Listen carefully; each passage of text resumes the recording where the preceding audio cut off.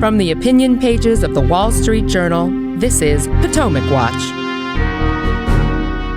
Welcome back. In the House on Thursday, there was a party line vote, 218 to 211, successful vote to remove Minnesota Congresswoman Ilhan Omar from the Foreign Affairs Committee, citing anti-Semitic statements that she had made in the past. Let's start with a clip of Ilhan Omar responding to this vote. Is anyone surprised that I am being targeted? Is anyone surprised that I am somehow deemed unworthy to speak about American foreign policy? Or that they see me as a powerful voice that needs to be silenced? Frankly, it is expected, because when you push power, power pushes back. And here's the view from the office of Speaker Kevin McCarthy. We're not removing her from other committees. We just do not believe when it comes to foreign affairs, especially the responsibility of that position around the world with the comments that you make. She shouldn't serve there. But this is what if it was tit for tat, we would have picked people, took them off all committees and said nothing about it. We don't believe in that. Kim, what's your view of this vote and the underlying political dynamics here? Well, Republicans are saying this isn't tit for tat, and that's fine. But of course, it is in response to what Democrats did when Nancy Pelosi was in charge, namely stripping committee assignments from Paul Gosar and Marjorie Taylor Greene, also blocking Kevin McCarthy's picks to sit on the January 6th committee. And look, I know there's been a lot of discussion inside the House Republican caucus about what to do here. And there's a lot of members who are concerned about setting a precedent. On the other hand, there were a lot of members and even more members who worried very much that if Republicans didn't respond in kind in some ways, that Democrats would think it would be okay to do this again themselves when they took office next. Now, I mean, look, it's a chicken and an egg thing. Did the fact that Republicans do that now make it more likely a future party will do it again? Or does it send a message? Is it a one and done thing saying, look, don't break the rules because we'll break them back to you as well and in ways you won't like? That's really what's going on. I find Ilhan Omar's own decision to now suggest that this was somehow motivated by racism, which is something you also heard from Alexandria Ocasio-Cortez on her speech on the floor. That is totally derivative. This has to do with the past history here, people trying to send a message. And it just so happened that Ilhan Omar does have a history of some pretty ugly comments that made her an easier person for the Republicans to choose than some other members. I'll read some of those just for the record. This is from the House resolution that was voted on. It says, on February 27, 2019, Representative Omar doubled down on her stance at a forum in Washington, D.C. by saying, I want to talk about the political influence in this country that says it is okay for people to push for allegiance to a foreign country. That one, as the resolution explains, was condemned by the then chairman of the Foreign Affairs Committee, Eliot Engel, who said that it is a vile anti-Semitic slur and has no place in the Foreign Affairs Committee or the House of Representatives. It goes on to cite other examples. In 2021, Representative Omar referred to Israel as an apartheid state, also equated the United States and Israel with Hamas and the Taliban by stating, we must have the same level of accountability and justice for all victims of crimes against humanity.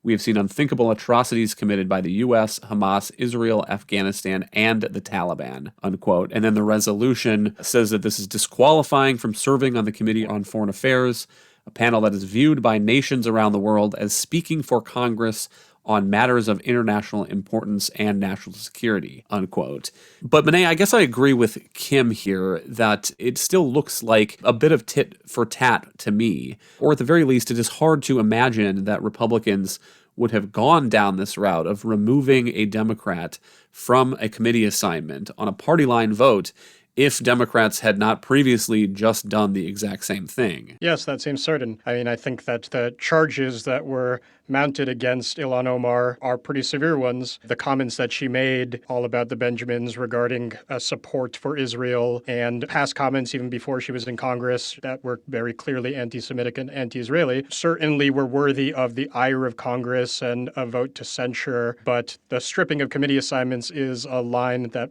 almost certainly wouldn't have been crossed if not for the precedent that was set by House Democrats in the previous Congress.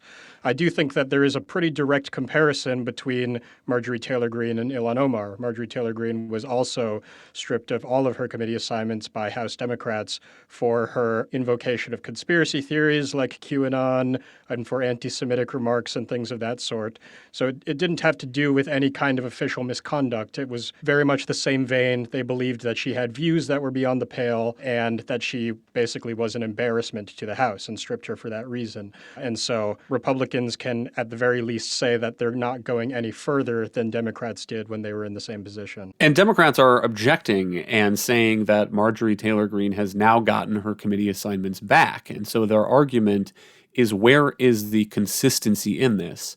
But Kim, I guess what I would say is the Republican answer is probably that the consistency is that Republicans need to draw a line here and go back to the previous principle, which is that it was for Democrats to do party enforcement on Democrats, and it was for Republicans to do party enforcement on Republicans. I guess maybe it's an unanswerable question, but Kim, I mean, do you think that there is a likelihood that now that both sides have gotten the ugly end of the stick, that they will learn their lesson and decide that this is not a route that we want to go down? I mean, the other alternative is that this becomes a common thing to happen in the House of Representatives. And maybe in 2 years, it's a majority party is booting 3 or 4 people off committees, and 2 years after that, it's 6 or 10 people.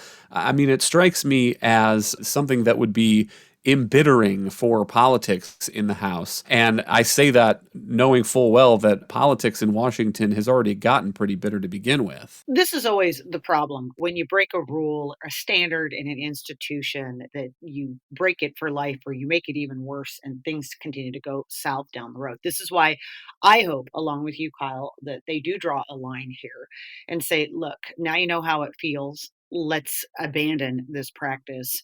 Overall, I hope something else comes out of this too, because there's a couple of people who have really escaped blame for some of this as well, which is Nancy Pelosi, but also now Hakeem Jeffries, new leader. And here's what I mean by that. It wasn't just that Pelosi decided to take these unilateral steps herself, in that way breaking some longstanding rules, but some of the reasons that people also ended up putting the finger on Adam Schiff and Eric Swalwell on the Intelligence Committee and Ilhan Omar on House Foreign Relations is because of what you said, Kyle, a failure within Pelosi's ranks to manage members in a responsible way. Republicans still remain very bitter that Democrats watered down that resolution against Omar so she would not be subjected to its full criticism. They were really frustrated that Nancy Pelosi didn't take a stronger stance on this. And similarly, I think a lot of frustration that Nancy Pelosi chose to put on the House Intelligence Committee, long considered one of the more serious committees in Washington, where leaders routinely made a point of putting grown-ups on those committees, that she chose to put some partisan hacks along the lines of Adam Schiff and Eric Swalwell on there, who really did a lot of damage to that committee. And so I think there's some lessons that need to be taken away from this, not just in terms of votes to remove people from positions, but also just the need for leaders to make smart choices about where they put their people and how they manage the ones that are misbehaving. And that doesn't mean that the rhetoric by anybody on either side of the aisle isn't worth criticizing. I think there is a lot of overheated talk in Washington that ought to be condemned by people on both sides of the aisle of good faith.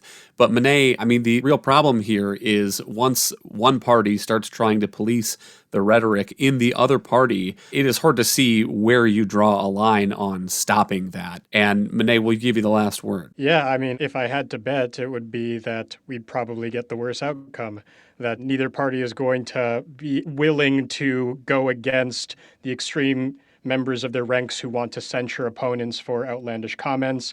It's a very easy way to deliver a win to your base. I think that a lot of Republican voters probably are excited to see Ilhan Omar be censured by the House majority, just as a lot of Democrats, particularly strong progressives, probably were very happy to see Marjorie Taylor Greene stripped of her committee assignments. And so I think that there's a very huge risk that this kind of tit for tat is only going to escalate from here. Thank you, Monet and Kim. Thank you all for listening. You can email us at pwpodcast@wsj.com.